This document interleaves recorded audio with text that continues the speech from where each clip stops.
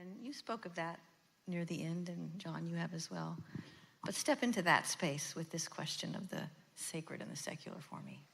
In terms of social justice? Yes. Well, I think one of the facts of life on earth is that there's a great deal of injustice. There always has been. I think there's a great utopian fantasy about creating a world without justice. Part of the reason why sin is in the world is that we're meant to stand up, oppose it within ourselves, and attempt to help others remove it from themselves. I think one of the things about Dr. King, and my family is heavily involved in that movement. My sister actually marched across the bridge in Selma. I marched as a 7-year-old with my mother on Selma with the Theological Union in Marin County. So one of the things that was very clear, and I've heard this from people that were actively involved in that movement, is, in fact, somebody who struggled with my mother in the civil rights said at her funeral that we were motivated by a sense of hope, a sense of righteousness and indignation about these things. But she said, but there wasn't the kind of anger that you're seeing today in a lot of people. And I think that's because of the absence of the sacred. I think that one of our prophetic traditions from the Prophet Muhammad is he said, help your brother, the oppressor, and the oppressed. And they asked him, how do we help our brother, the oppressor? In other words, because they knew his teaching, so what? Do we oppress with him? And he said, by stopping him from his oppression. And Albert Memmi wrote a very important book called The Colonizer and the Colonized, which is, he was a Jewish Tunisian who was looking at the colonization of Tunisia. And as an outsider, as a Jewish outsider within the Tunisian community, he could see this horrible cycle.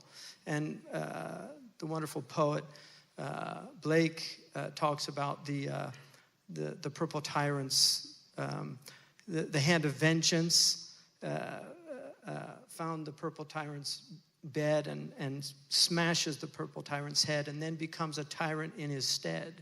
That this is the cycle of justice, the desire for justice by becoming unjust. This is something Nietzsche warned us in Fighting the Monster, don't become a monster.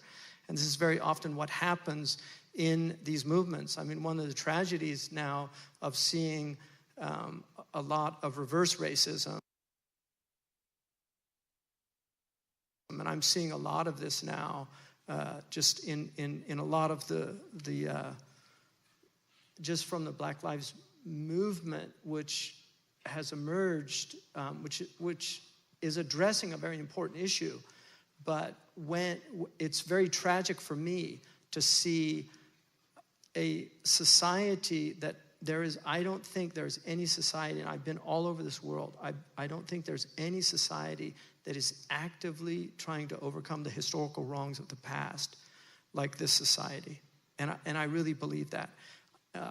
The anti-discrimination laws that have been enacted in this country are unprecedented, and they're imitated in other places, but many places don't have them. If you want to see real racism, and I've lived in Africa, I've lived in the Middle East, and I've been to Asia, you will find racism that has no redress to those wrongs. And I think that the fact that there were so many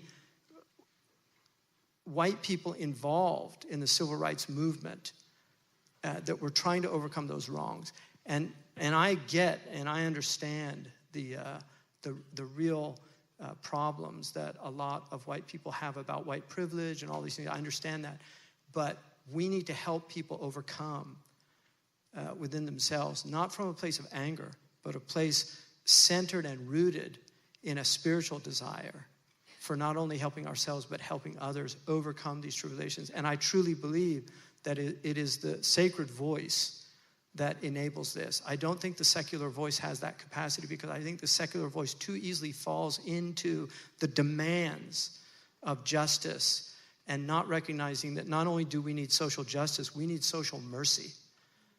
And I really believe we need a social mercy movement.